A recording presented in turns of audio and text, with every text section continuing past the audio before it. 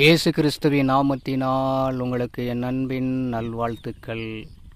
நம்ம இந்த நீர்நிலையை பார்த்து கொண்டிருக்கிறோம். அழகான புல்வெளிகளும் காணப்பட்டு கொண்டிருக்கிறது.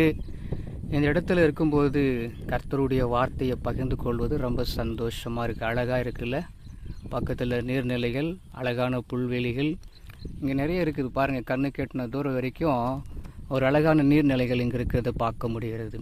இந்த நாளில் இந்த வீடியோவில் போகும்போதுலாம் ரொம்ப சந்தோஷமாக இருக்குது. இந்த காணொலியில் காணும் பொழுது ஜீசஸ் பிளெஸிங் வேர்ல்டின் சப்ஸ்கிரைபர் அன்பானவர்களுக்கு நன்றியும் வணக்கத்தையும் தெரிவித்துக் கொள்கிறேன் இயேசுவின் நாமத்தினாலே. இந்த நாளில் கூட இந்த வேலையில் பார்க்கும் பொழுது கர்த்தருடைய வார்த்தை வசனத்தை உங்களோடு கூட பகிர்ந்து கொள்ள பிரயாசப்படுகிறேன். சங்கீதம் 37:34 சங்கீதம் 37:34 நீ கர்த்தருக்கு காத்திருந்து அவருடைய வழியை கைக்கொள், அப்பொழுது பூமியை சுதந்திரித்துக் கொள்வதற்கு அவர் உன்னை உயர்த்துவார். அல்லேலூயா.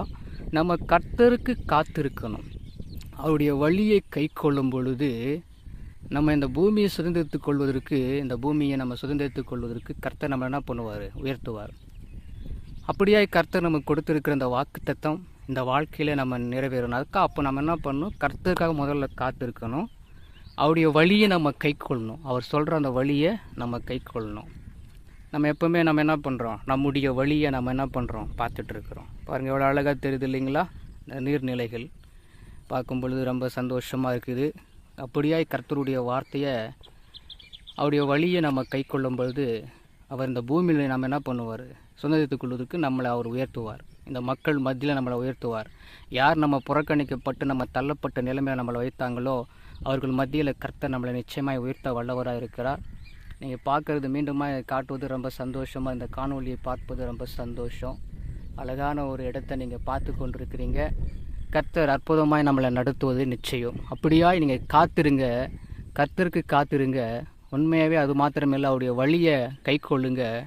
இந்த பூமியில் நம்மளை உயர்த்தி வைப்பது, இந்த பூமியை நம்ம சுதந்திரித்துக் கொள்வது நிச்சயம். அதனால தான் கர்த்தர் நமக்கு இந்த பூமியை கொடுத்தார். மனுஷன் வாழ்வதற்கு பூமியை கொடுத்தார்.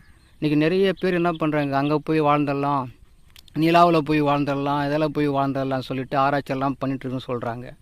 ஆனால் நமக்குன்னு ஒதுக்கப்பட்ட ஒரு இடம் பூமி. இந்த பூமியை நாம் தான் சுதந்திரித்து கொள்ளணும். நம்முடைய சந்ததி தான் சுதந்திரித்து கொள்ளணும்.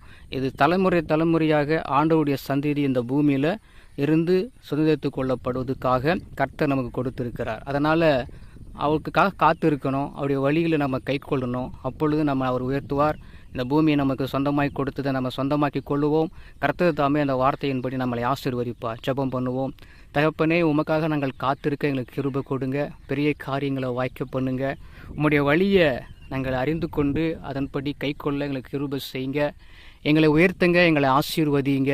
ஆண்டவரே, மக்கள் மத்தியில் உங்களுடைய நாமம் தரிக்கப்பட்ட பிள்ளைகள் நாங்கள் வாழ்ந்திருக்க எங்களுக்கு கிருபை செய்யுங்க. பெரிய காரியங்களை வாய்க்க பண்ணி கிருபை செய்யும்.